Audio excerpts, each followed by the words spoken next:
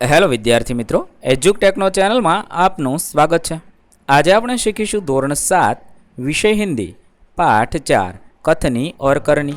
પાઠ 4ના અભ્યાસ અને સ્વાધ્યાયના પ્રશ્નોના જવાબની સમજ મેળવીશું। તો ચાલો શીખીએ પાઠ 4ના અભ્યાસ અને સ્વાધ્યાય। સૌપ્રથમ આપણે અભ્યાસના પ્રશ્નોના જવાબ જોઈએ। प्रश्न नंबर 1, सोच कर बताइए। सवाल नंबर 1, ईश्वर ने मनुष्य को अन्य प्राणियों से किस प्रकार श्रेष्ठ बनाया है। जवाब में लखी शकाय, ईश्वर ने मनुष्य को सोचने, विचारने और कल्पना करने के लिए मस्तिष्क दिया है। उसने मनुष्य को अच्छे बुरे का निर्णय करने के लिए विवेक बुद्धि दी है। वाणी का वरदान भी केवल मनुष्य को ही मिला है। मनुष्य ऐसा सुंदर शरीर किसी दूसरे प्राणी का नहीं है। इस प्रकार ईश्वर ने मनुष्य को अन्य प्राणियों से श्रेष्ठ बनाया है। सवाल नंबर 2, धूम्रपान वर्जित है, कहाँ कहाँ और क्यों लिखा होता है। जवाब में लखी शकाय, धूम्रपान वर्जित है ऐसा बसों और रेलगाड़ियों जैसे सार्वजनिक वाहनों में लिखा होता है। अस्पतालों, सिनेमा गृहों और दवाखानों में भी धूम्रपान न करने की चेतावनी दी जाती है। बाग बगीचे, पुस्तकालय, प्रतीक्षालय, धर्मशाला और सार्वजनिक शौचालय आदि स्थानों पर ऐसी पट्टियां लगी होती है।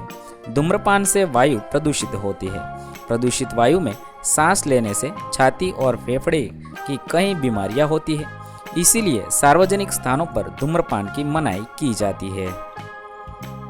3, फूल सबको अच्छे क्यों लगते हैं। जवाब में लखीशु, फूल रंग बिरंगी होते हैं, उनमें से मनभावनी सुगंध निकलती है। फूल प्राकृतिक गहनों का काम करते हैं। फूलों के तोरणों से स्थान और फूलों की मालाओं से मूर्ति की शोभा बढ़ जाती है। फूलहार का उपयोग विशिष्ट व्यक्ति का सम्मान करने में होता है। अपने इन गुणों और उपयोगों के कारण फूल सबको अच्छे लगते हैं। सवाल नंबर 4, लोग कहाँ कहाँ कतार में खड़े रहते हैं। जवाब थशे, लोग ट्रेन, सर्कस, प्रदर्शनी और सिनेमा की टिकट के लिए कतार में खड़े रहते हैं। राशन की दुकानों से राशन लेने के लिए भी लोगों को कतार में खड़ा होना पड़ता है। लाइट या टेलीफोन के बिल भरने के लिए भी लोग कतार में खड़े होते हैं। बस में चढ़ने के लिए भी यात्री कतार में खड़े होते हैं। शहरों में मॉल में की गई खरीद का बिल चुकाने के लिए कतार लगती है। बैंक में लोग कतार में खड़े होकर पैसे जमा करते हैं या निकालते हैं। इस प्रकार लोग आवश्यकता के अनुसार अलग अलग स्थानों पर कतार में खड़े होते हैं। प्रश्न नंबर 2, विराम चिन्ह और उनके नाम की जोड़ बनाइए। अहींया आपेलू विराम चिन्हનું નામ શું છે તે લખવાનું છે। પહેલું છે પ્રશ્નાર્થ ચિહ્ન એટલે કે પ્રશ્ન સૂચક ચિહ્ન એટલે 4 લખીશું। બીજું છે પૂર્ણ વિરામ તેથી 5 લખીશું। ત્રીજું છે ઉદ્ગાર ચિહ્ન અથવા વિસ્મય ચિહ્ન તેથી 1 લખીશું। ચોથું છે અલ્પ વિરામ તેથી 6 લખીશું। પાંચમું છે ઉત્તરણ ચિહ્ન તેથી 2 લખીશું અને છઠ્ઠું છે યોજક ચિહ્ન તેથી 3 લખીશું। આ રીતે આપણે विराम चिन्ह નું નામ શું છે તે લખવાનું છે। प्रश्न नंबर 2, वाक्यों को पढ़कर उचित विराम चिन्ह का प्रयोग कीजिए। 1, फूल तोड़ना मना है तो पूर्ण विराम लखीशु। बीजू वाक्य है, वाह कितना सुंदर दृश्य है, उद्गार चिन्ह मूकीशु। तीजू है, बसों में लिखा हुआ होता है धूम्रपान वर्जित है, आ रीते लखीशु। त्यार पछी चौथुं, धारा रात दिन पड़ती रहती है। पांचमू है, पौधे बारिश में ही क्यों लगाए जाते हैं, प्रश्नार्थ चिन्ह है। आ रीते आपणे योग्य जग्याए योग्य विराम चिन्ह मूकी जवाब लखीशु। प्रश्न नंबर 3, निम्नलिखित वाक्यों में से जातिवाचक संज्ञा के आसपास वर्तुल चिन्ह कीजिए। पहलू है, मनुष्य अन्य प्राणियों से श्रेष्ठ है तो मनुष्य ए जातिवाचक है। 2, शिल्पा ने 4 पौधे लगाए, पौधे ए जातिवाचक है। 3, शहर के लोग सुबह शाम टहलने जाते हैं, शहर ए जातिवाचक है। 4, फूल सबको अच्छे लगते हैं, फूल जातिवाचक है। त्यार पछी प्रश्न नंबर 4, कथनी और करनी में समानता रखने में मुश्किलें आती है या नहीं, चर्चा कीजिए। अहींया राकेश, चंपक और गीता वार्तालाप करे छे एवो जवाब लख्यो छे। तमारे तमारा मित्र साथे चर्चा करवानी छे, जवाब लखवानो छे। राकेश कहे छे, कथनी और करनी में समानता रखना बड़ा कठिन है, इसमें काफ़ी मुश्किलें आती है। चंपक कहे छे, धन्य है वे लोग जिनकी कथनी और करनी एक जैसी होती है, मुझसे तो यह कभी नहीं हो सकता। त्यारे गीता कहे छे, अरे किसी से नहीं हो सकता, मेरी माँ मुझसे सदा सच बोलने के लिए कहती है और वे खुद पड़ोसन आंटी के झूठ बोलती है। राकेश कहे छे, मेरे पिताजी झूठ बोलने पर मुझे डांटते हैं और वो जब मकान मालिक किराया मांगने आता है तब मुझसे कहते हैं, जा सेठ से कह दे पिताजी घर में नहीं है।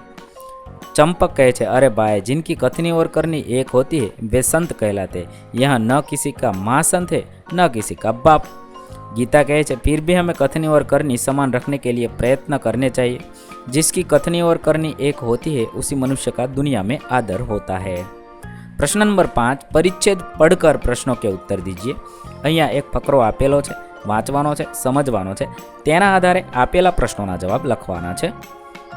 1, हम पर किस किस का ऋण है? जवाब थशे, हम पर माता पिता, मातृभूमि और मातृभाषा का ऋण है। 2, माता का ऋण हमें क्यों अदा करना चाहिए? जवाब थशे, हमें माता का ऋण अदा करना चाहिए क्योंकि उसी ने हमें जन्म दिया है। 3, किस व्रत का पालन करना अत्यंत कठिन है?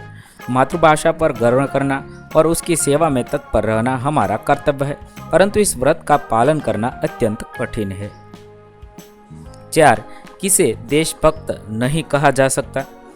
जो मातृभाषा का तिरस्कार कर अंग्रेजी बोलने में गर्व अनुभव करता है उसे देशभक्त नहीं कहा जा सकता।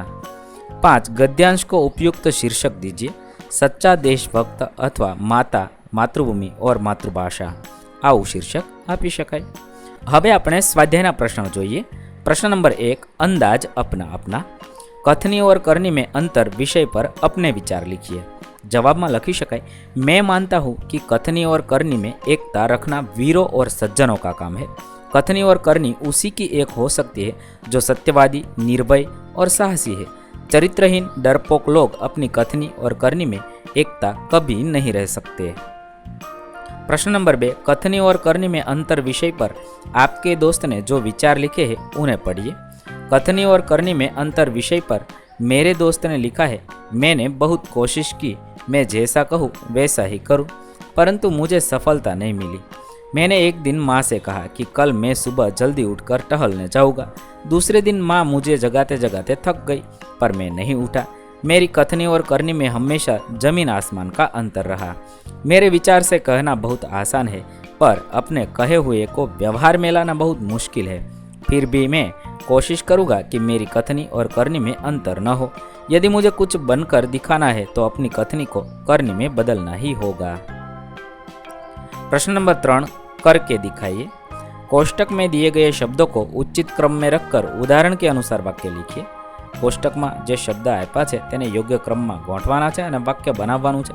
उदाहरण आपेलुं छे, फूल तोड़ना मना है। આવી રીતે ઉદાહરણ બનાવી અને વાક્ય લખવાના છે। પહેલું છે, मैं हर रोज खेलने जाता हूँ। बीजું वाक्य થશે, सबको कथनी करनी में समानता रखनी चाहिए। ત્રીજું वाक्य થશે, वे कहीं से अच्छे पौधे लाए। आ रीते તમે આપેલા શબ્દને આધારે વાક્ય બનાવી જવાબ લખી શકો છો। અહીં આપણા પાઠ 4ના પ્રશ્નોના જવાબ પૂર્ણ થશે। વિદ્યાર્થી મિત્રો, ધોરણ 7ના હિન્દી વિષયના તમામ પાઠના પ્રશ્નોના જવાબના વિડીયો આપણી ચેનલ પર ઉપલબ્ધ છે, જે તમે ધોરણ 7 હિન્દી સ્વાધ્યાય નામના પ્લેલિસ્ટમાંથી મેળવી શકો છો। પ્લેલિસ્ટની લિંક વિડીયોના ડિસ્ક્રિપ્શનમાં આપેલી છે। વિદ્યાર્થી મિત્રો, આપેલા વિડીયોની જો તમારે પીડીએફની જરૂર હોય તો તમે આપણી એપ્લિકેશન સ્માર્ટ સાથી પરથી મેળવી શકશો। વિદ્યાર્થી મિત્રો, આપણી એપ્લિકેશન સ્માર્ટ સાથી પ્લે સ્ટોરમાં આવી ગઈ છે, જેની અંદર તમે બધા વિભાગ જોઈ શકો છો। તેની અંદર વિવિધ ધોરણ છે। ધોરણ ઉપર ક્લિક કરતાં વિવિધ વિષય ખુલશે। વિષય ઉપર ક્લિક કરતાં તેની અંદર આવતા પાઠ ખુલશે। તેની અંદરથી તમે પાઠ્યપુસ્તક પણ ડાઉનલોડ કરી શકો છો। તેની અંદર આપેલા પાઠમાં ક્લિક કરતાં તમે પાઠની પીડીએફ, સ્વાધ્યાયની પીડીએફ, સ્વાધ્યાયન પોથીની પીડીએફ, પાઠના વિવિધ વિડીયોઝ, સ્વાધ્યાયના વિડીયોઝ, સ્વાધ્યાયન પોથીના વિડીયોઝ બધું જોઈ શકો છો અને ડાઉનલોડ પણ માત્ર એક ક્લિકમાં કરી શકો છો। વિદ્યાર્થી મિત્રો, આપણી એપને સપોર્ટ કરજો, ડાઉનલોડ કરજો